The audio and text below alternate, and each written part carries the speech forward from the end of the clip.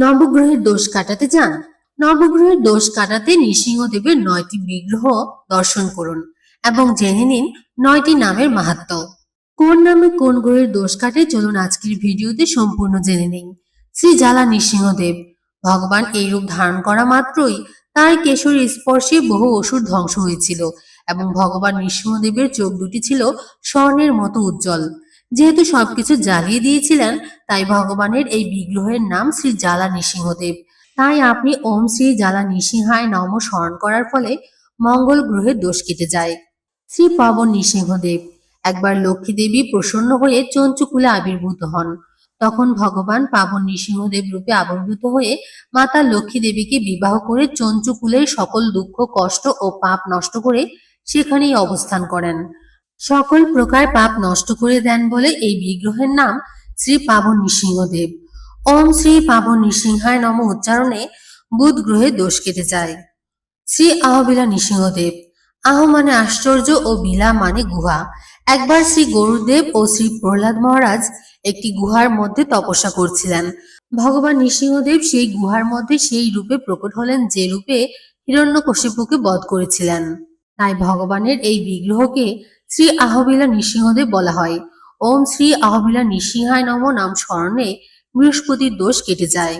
শ্রী মাললা নৃসিংহদেব। মা মানে শ্রী লক্ষ্মী দেবী এবং লোলা মানে প্রিয়া। শ্রী প্রহ্লাদ মহারাজকে কৃপা করার পর শ্রী নৃসিংহদেব মাতা লক্ষ্মী দেবীকে তার কোলে বসিয়েছিলেন। ভারতের অন্ধ্রপ্রদেশের ভাষায় ভগবান নৃসিংহদেবের এই রূপকে শ্রী শ্রী মাললা নৃসিংহদেব বলা হয়।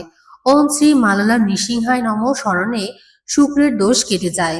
শ্রী যোগানন্দ নৃসিংহদেব।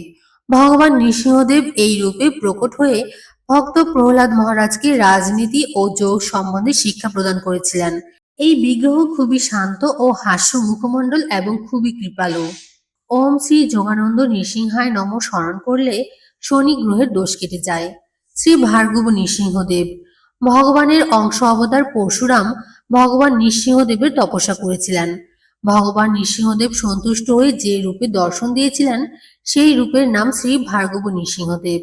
ওম শ্রী ভার্গব নৃসিংহায় নম স্মরণ করলে রবি গ্রহের দোষ কেটে যায়। শ্রী করঞ্জ নৃসিংহদেব। ভক্তশ্রেষ্ঠ হনুমানের তপস্যায় এই নৃসিংহদেব আবির্ভূত হয়েছিলেন, তাই কেউ কেউ শ্রী রাঘব নৃসিংহদেব বলেও স্মরণ করেন। ওম শ্রী করঞ্জ নৃসিংহায় নাম স্মরণ করলে চন্দ্র গ্রহের দোষ কেটে যায়।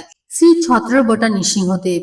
নৃসিংহদেব একবার পিপিল বৃক্ষের নিচে বসেছিলেন এবং সেখান থেকে আহা ও উহু নামের গন্ধর্ব গান গাইতে গাইতে যাচ্ছিলেন। তখন ভগবান নৃসিংহদেব তাদের ডেকে বললেন তারা যেন প্রতিদিন গান শুনে যায়। তাই এই বিগ্রহের উপরের 2 হাতে শঙ্খচক্র ও নিচের ডান হাতে অভয় দান করেছিলেন এবং বাম হাত দিয়ে তিনি গানের তাল দিয়েছিলেন। ওম শ্রী ছত্রবটা নৃসিংহায় নম স্মরণ করলে কেতু গ্রহের দোষ কেটে যায়। শ্রী বরাহ নৃসিংহদেব। এই রূপ ধারণ করে দাঁতের উপর ধরণী দেবীকে তিনি ধারণ করে আছেন। শ্রী বরাহ নৃসিংহদেবের নাম স্মরণ করার ফলে রাহু গ্রহের দোষ কেটে যায়।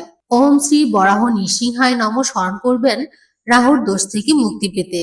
প্রতিদিন 3 বার বা 6 বার অথবা 21 বার এই নৃসিংহদেবের 9টি নাম জপ করবেন।